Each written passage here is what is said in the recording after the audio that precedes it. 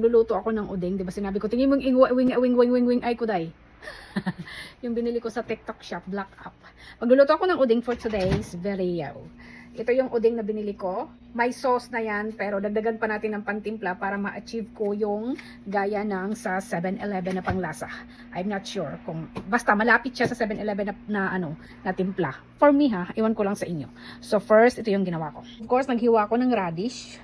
Ganon yung size, tapos inislit ko siya dyan, ay hiniwaan ko sa dyan. Ano yung rason yan, hindi ko alam. Basta ganon kasi tinuro ni Bianan, ganyan. Siguro, para madali siyang sumipsip yung lasa. Matigas ito, kaya kailangan siyang malambot na pag kinain yon ay maging melt on your mouth. Para maging melt on your mouth, ang uban natin ay nag-wild sa ating bibig. Yung radish ay, kasi pag pakuluan pa natin, matagal.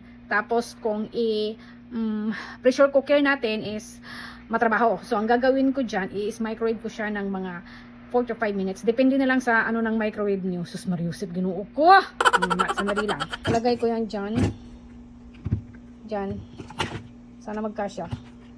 So, takpan, i-microwave. Una, i-microwave ko siya ng 4 minutes, 5 minutes, ganon. Tapos tingin-tingin ko siya kung malambot to. Nagdagdag ako ng kunyako. Niwa ko siya. Dito sa set, meron naman talaga na siyang kunyako, kaso lang, kakarampot lang, kaya nagdagdag ako. Pakuluan nyo muna bago nyo siya ilagay sa may sabaw talaga ng ato. Bago nyo siya lutuin sa udeng, kasi malangsi-langsi siya. Pero kung ayaw nyo naman pakuluan, okay lang naman. Ang importante, nakakain. So, ito yung set na binili ko. And then, kung gusto nyo maglagay ng itlog ng manoy, pwede din, lagain nyo. And then, kung gusto nyo maglagay ng litid ng, ng beef, yung nakatahog-tuhog na, pwede din. Wala man tayo doon. Ito na lang. Yan lang yung set. Ito yung sauce niya, nakasulat dyan. Haluan niya siya ng tubig, 800 ml. Ayan 800 ml. Halo nyo. Okay, wait lang. Dito ko siya lulutuin.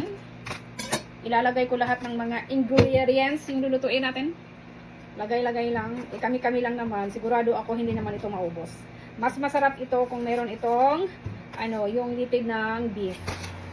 Tapos ilagay ko si konjac or kunyako.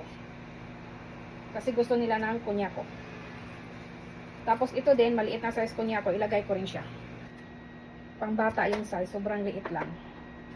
Ilagay ko na itong sauce. Hindi mo na kailangan ng gunting kasi may mga araw-araw naman dyan. So, ibig sabihin ay, isang pihit mo lang. Wala, lalabas na yung ma-open na siya. Pagkalagay ko kay sauce, may nakasulat sa instruction, maglagay ng 800 ml. Pero ako, naglalagay ako ng ganito. Para yung lasa niya ay kasing lasa ng sa 7-Eleven na uding. I-try nyo lang. Tapos saka ko siya lagyan ng 800 ml na water. Bakit hot water yung nilagay ko? Para madali na siyang matapos, day ba? Kasi kung hindi hot water, day, pakulog ka pa, day. So, butin tayo ng siyam-siyam, day. Dagdagan ko pala siya ng chekwa, day. Meron kasing chekwa dito na sobra. Tapos maglagay din ako ng wina o sausage. Maliliit siya dahil wala siyang skin. Wala man tayong malalaking mga wina. For the kids. Malambot na ang ating radish. Kumukulo-kulo pa siya. Mapasok pa itong dagwere eh. Yes, super lambot. Hindi naman super lambot. Tamang-tama lang din. Lalambot siya dito. Kasi pakukuluan pa man natin ito dahil. Ilagay natin siya isa-isa. Ilagay nyo lahat kung nagmamadali kayo. And then, naglaga din ako ng egg ni Manoy. Mamaya ilagay ko siya dyan. So, meron na tayong uding. Ayan yung uding. Ayan yung lulutuin ko. Tapos, mamaya, pag naano na yung itlog, naluto na, ilagay ko na lang din siya dyan. Pakuluan natin siguro ng mga 30 to 45 minutes ba? Or 30 minutes kasi malambot na naman yung matitigas na bagay. Tapos, hinaan lang yung ating apoy. Luto na ang ating uding. Naluto na ang ating uding, day. Naluto na. Mainit! Ayan siya. Ayan. Ngayon, titikman ko siya. Titikman natin. Sabi ko sa'yo, kasing lasa ito. Kasing lapit ng lasa ng 7-Eleven. Oo, try nyo. Basta, lagyan nyo ng nilagay ko kaninang powder. Diba kasing lasa? Maniwala kayo kasi tinikman ko na. Kasing lasa doon sa 7-Eleven. At saka yung radish niya, day, tingnan mo ha. Tingnan mo yung radish niya, day. Siguro, yung mga kaya ko ginawa ng islit-islit yun. Parang ganyan ata siya. Lambot niya, day, as in. Parang lubot mo. Ayan. Tikman natin. Diba mainit-init pa, minicrowave ko lang siya. Ayan yung radish. Ayan si radish. Bako dahil.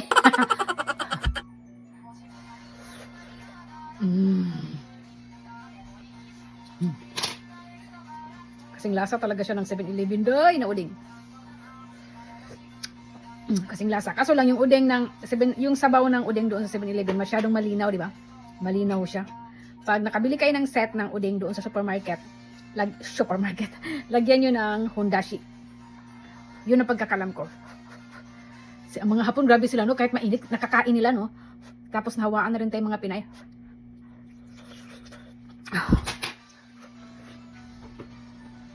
Kaya kahit mainit na ramen, kain-kain lang dahil, umuusok-usok dahil. Pag gumawa kayo ng udeng, luto kayo ng udeng, tapos nakabili kayo sa supermarket na may set na pang sabaw niya, sauce niya, panimpla niya, maglagay kayo ng hondashi powder, mas lalong sasarap.